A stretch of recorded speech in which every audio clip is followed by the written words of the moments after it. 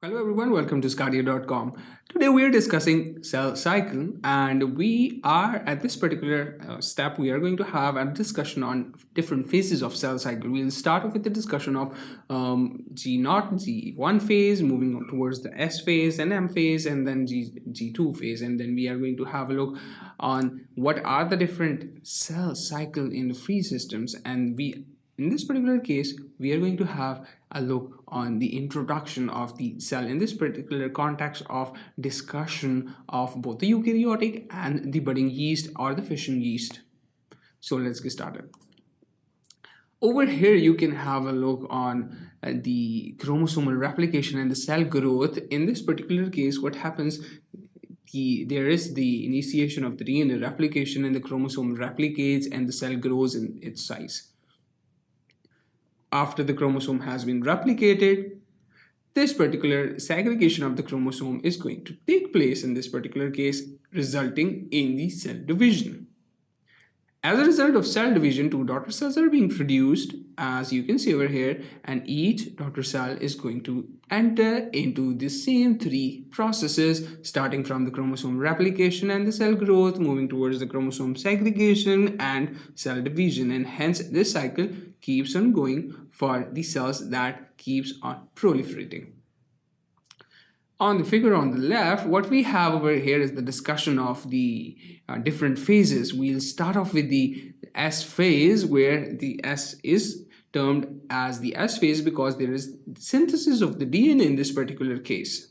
So the DNA has been synthesized, the DNA has been replicated, as you can see in the formation of the sister chromatids. You can see over here the sister chromatids when they have been formed. So the cell now prepares itself for the mitosis, and this preparatory phase is termed as G2 phase, as shown over here. So what happens, when the cell has entered into the G2 phase, there is the G2 to M transition, which basically ensures that cell is ready to divide. It has everything in abundant quantities for the two daughter cells to have exact same composition. So hence at this particular point the mitosis starts, starting off with the prophase, metaphase, anaphase, telophase. And this would of course result in the cytokinesis division of the cytoplasm after the cell has been divided, of course resulting in the formation of the two daughter cells. And daughter cells have two options. If there is survival or the proliferatory signals that are being given to those daughter cells that have been synthesized, these daughter cells are going to enter into the G1 phase. Otherwise, if there is no need for the replication, the cell is independent, is going to enter into the G0 phase, where G0 phase is termed as resting phase. And we can take an example of neurons in this particular case, where after being synthesized they don't replicate it in abundant quantities, and they basically enter into the hibernation or the G0 phase. So moving on towards the events that plays an important functions in the eukaryotic cell division. So we have over here the M phase or the mitosis phase that we discussed over here. The M phase, we are going to have a look, in-depth look on this particular phase, starting off with the M phase. What happens over here, we have an interphase.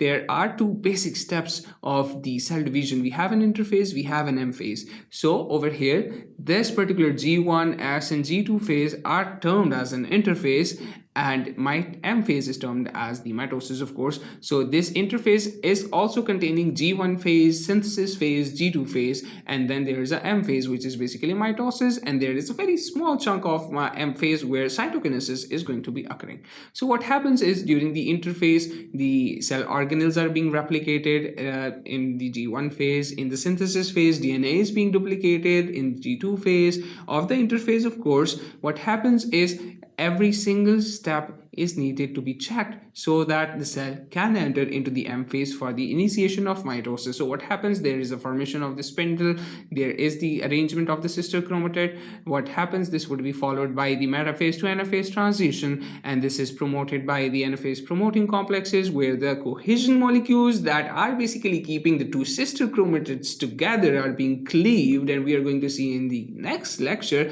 how they are being cleaved by the activity of APC-CDC20, which basically cause the activation of the securin, phosphorylation of the securin molecule, which is then being phosphorylated and degraded by the ubiquitinylation under the proteasomal cleavage. And this, of course, would be followed by the activation of separase, which basically chop down the cohesion molecules that are present between the two sister chromatids. So at this particular step, the anaphase, the cohesion molecules, the molecule which was keeping the two sister chromatid, which was basically like a bridge between the two sister chromatids, is now being chopped off. So what happens is this would result in movement of the sister chromatids towards the opposite pole, resulting in the initiation of the telophase, and from the telophase, cytokinesis is going to occur.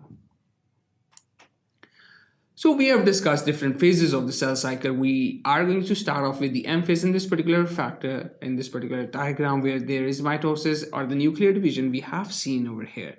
And then at the end of M phase, there is cytokinesis, there is cytoplasmic division as well. Like we saw, the M phase consists of mitosis, where the nucleus has been divided, and then the cytokinesis, where the cytoplasm has been divided. This is followed by the interphase, and the interphase contains G1. It also contains S phase, where the DNA replication is going to occur. It also contains the G2 phases as well, where the cell prepares itself to enter into the mitosis, into the M phase, where each different component that has been duplicated is required to be segregated, so that each daughter cell gets exact same quantity of each single substance that is present in the mother cell, so that each daughter cell formed are identical in this particular case. So when we were going to compare the fission and the budding yeast cell cycle, we are going to see in this particular case, Saccharomyces probe, what happens. This is a fission yeast, so we have a G1 phase over here as compared to the Saccharomyces cerevisiae, the budding yeast. There is an elongated G1 phase where there is high requirement for the synthesis of these particular cellular organelles. So there is an extended G1 phase in this particular budding yeast as compared to the fission yeast, and the S phase remains the same in this particular case. This would be followed by the G2 phase. The G2 phase is present in the fission yeast, but it's absent in the budding yeast. What happens is the synthesis phase is diffused with the M phase in this particular case.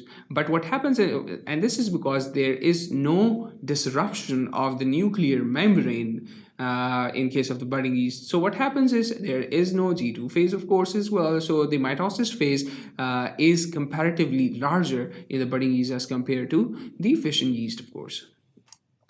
So talking about the cell cycle in the cell-free system, of course, we are going to have a look on the formation of interphases and the mitosis in this particular case, where we have been seeing the cell cycle. We have been discussing cell cycle in the cell-free system outside the cell system. So what happens, what we are going to do is we are going to take cytoplasm from an activated form of eggs, and we are also going to take the nuclei from the frog sperm, and then we are going to intermingle both of these, the cytoplasm and from the egg, and the, of course, nuclei from the frog sperm. So what happens in this particular case, under the presence of ATP, there is going to be formation of the anaphase, the prophase complex. There would be formation of the mitosis factors we have discussed, like there would be formation of the prophase, metaphase, anaphase, telophase, and there is going to be formation of the poles, and we are going to see the mitotic cycle within 40 to 60 minutes of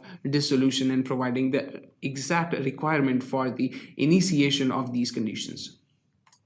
So in this particular section, we started off with the discussion of cell, and we saw what are the different 3 steps that are basic requirements, starting off with the replication and the segregation and the cytokinesis, and then we move towards the different phases of cell cycle, where we discussed starting from the G0 phase, which is the resting phase that is specific for the neuron cells, the cells that don't divide after they have been formed. This was followed by the G1 phase, where organelles are being formed, resulting in the S phase, where DNA is being replicated, the G2 phase, where each and every step has been checked so that the cell can enter into the M phase, where the M phase contains mitosis and the cytokinesis, and then we discuss cell cycle in cell-free system. So that was all for this particular section. Thank you for watching. I'll see you in the next section. Keep watching sqadia.com.